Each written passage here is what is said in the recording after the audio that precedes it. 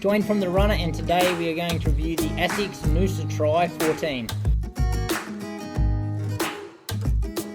So the Noosa Tri 14 is Asics' neutral road running shoe that's named after the famous Noosa Marathon right here in Australia. Each model has always been bursting with colour, and as you can see by the latest model, this year is no different. So we've got a really lightweight package here in the Tri 14, coming in at a weight of 7.6 ounces or 215 grams. It's also nicely priced at $220 Australian or $130 US. Really happy with the weight here, 8.5 out of 10, and also I love the price, another 8.5 out of 10.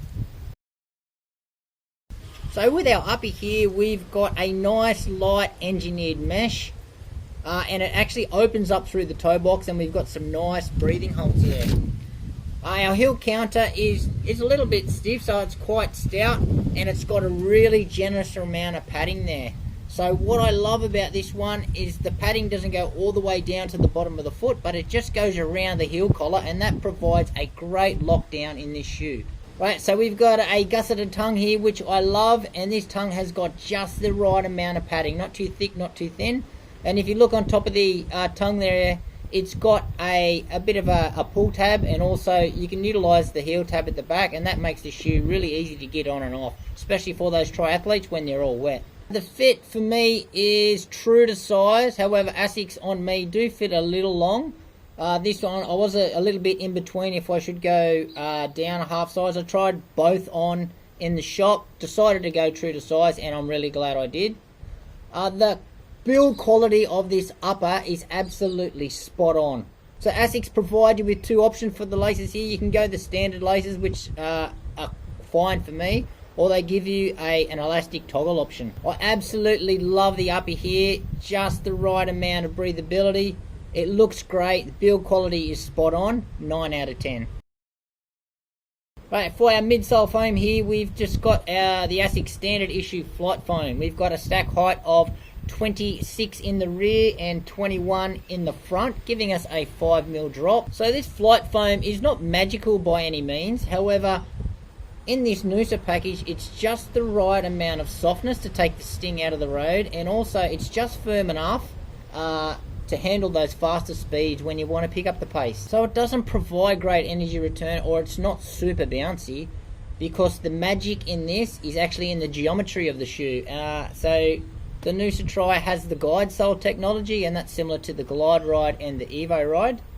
And what that means, it's just this rocker. It's got a really aggressive rocker, and that's where this ride comes to life. So it's smooth, it's responsive, and it just facilitates that really quick turnover when you want to pick up the pace. The foam's a bit standard, but I love the geometry, 8 out of 10. So we've got our tried and tested Asics grip here. That's their AHA Plus, and the tread pattern is the one that they use also in the Evo Ride and the Glide Ride. So you can see there's not a whole lot of rubber coverage. It's just strategically placed in the high wear areas, and that does a great job into protecting the foam and the midsole. This AHA Plus really stands the test of time, so the durability is going to go up in the shoe, and it provides enough grip on the roads in the dry conditions. It does get a little bit greasy in the wet conditions, but it's not super slippery, so I'm really happy with the outsole here, 8.5 out of 10. So we've got a super versatile running shoe here. So for me, really good at the easy paces, so just as comfortable as the fast stuff. So it's a tick for the easy day stuff for me. It's a good daily trainer because it's going to be nice and durable. Perfect for tempo runs, and that guide sole technology is going to make it suitable for your long run as well. For me, it's just missing a little bit of magic for me to want to use it on a threshold or a race day. However, this shoe is still quite capable if you want to race in it or do some threshold stuff. So this one's going to be best for those people who just want one shoe to pretty much do everything. They want to do all their runs in it, and they want to race in it. So this one is definitely not going to let you down. Also, it's probably suited to the lighter style runner. If you're a bit of a heavy runner, you may crush this midsole down nice and quickly. So just be wary there. So similar shoes to this one. So it's brother or sister shoe, which is the Asics Evo Ride.